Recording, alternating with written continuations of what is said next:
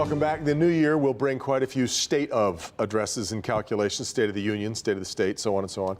It's the end of the year, though, that brings us the annual State of the Region report from the Detroit Regional Chamber. The findings, a lot of things are moving in the right direction, but not fast enough for our own good, nor to keep up with our competitors in other states. Let's take stock of it all with the head of the Detroit Regional Chamber, Sandy Barua, who unveiled this report this past week. Sandy, good to have you back. Thanks for having me. And let me quickly point out, the best excuse I've ever heard for having to cancel an appearance on Flashpoint was when you called me this past summer and said, I'm sorry, but I'm getting a new kidney. Yeah, and I figured I'm making great progress by actually showing up this time. So thanks for trusting me. Well, this is your first visit since then, and it's great to know things are going so well for you. And thanks for letting me call you at dark 30 in the morning. It was a great call. It was really something. On to these other matters. Yes. I said off the top of the program, the one that jumped out at me was what was going on with exports. The rest of the country sees this nice, healthy burst of exports, even in a troubled trade year. We lost over 3% in exports. How much of the trouble can we attribute to the trade war? Oh, I think all of it. I mean, when you look at what the national public policy is regarding trade and tariffs, it is having a disproportionate impact on Michigan. Because when you look at the nation, and the nation is up 7.7% in exporting, Michigan is down over 3%. We're the 10th largest exporting state in the nation, and we are the 6th largest exporting region right here in Detroit.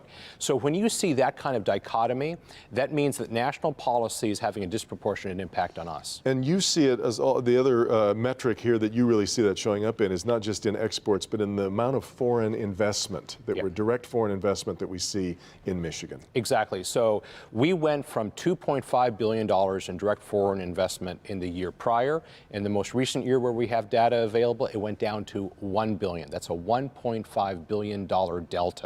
And that means foreign companies are keeping their powder dry. They're not investing in infrastructure, and that's not any different than what you're seeing in domestic companies. You know, and that's one of the reasons why you see the stock market going up so much, because there's a lot of cash out there, both in private hands and in corporate hands. And, you know, they got to put it somewhere, and they're putting it in the stock market. You look at the overall growth of GDP among states that we compete with, and in this case, I guess it's all of them, really, right? Yeah. Michigan, right around the national average. Our growth in GDP, which a little less than the national average, about 9%. But the states that are really killing it right now, Washington State, 19% growth. What are they getting right that we're not?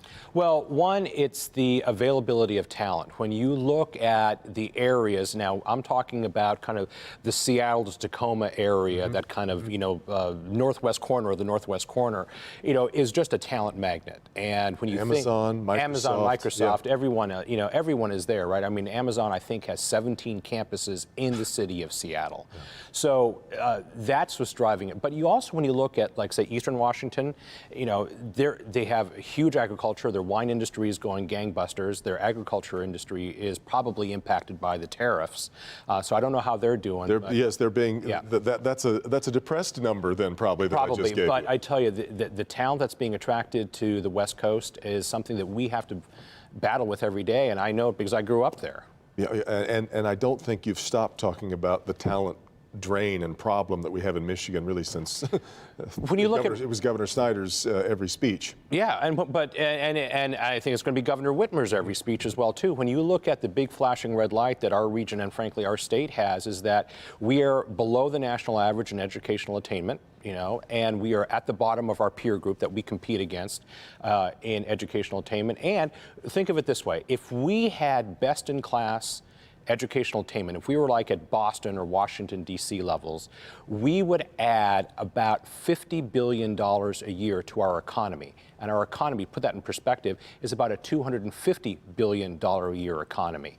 And for every percentage point gain we have with another percentage point in educational attainment, someone with a BS or an associate's degree, that's almost $1,300 a year per person in per capita income. Quantum huge impact. And in fact, this year, almost side by side, you did a state of education in the state.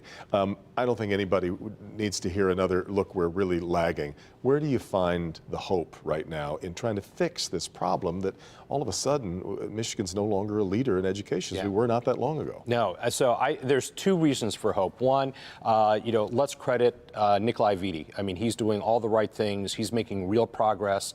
We didn't get in this mess in the city of Detroit overnight. We're not going to get out of it overnight, but it's people like Nikolai Vitti who's going to make it happen in Detroit. It's just going to take a while. The second thing I find hope in, I have the privilege of serving on the steering committee for Launch Michigan, which is that statewide, it is a business, labor, education, civic leadership group that's been now together over a year, just focusing on what do we need to do policy-wise K through 12 in the state of Michigan.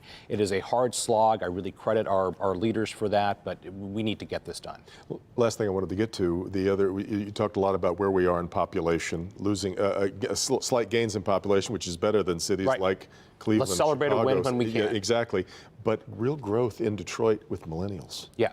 Oh, my goodness. We are the fastest growing. We beat the national average. We beat our peer group, except for one, in terms of the growth in millennials. And that's basically, right, if you consider that group kind of, early 20s to early 30s, college educated of all races. Yeah. And they are flooding into the region, particularly the city. Yeah, that was a fascinating takeaway, along with many others. In fact, we'll put links to the reports on clickondetroit.com. Sandy, it's always good to have you here. Thanks for being here. Really great to see you, looking so hale and hearty. Thanks so much. Appreciate it. We come back, we'll talk with Steve Garagiola, the Jimmy Hoffa story. This is Flashpoint on Local 4.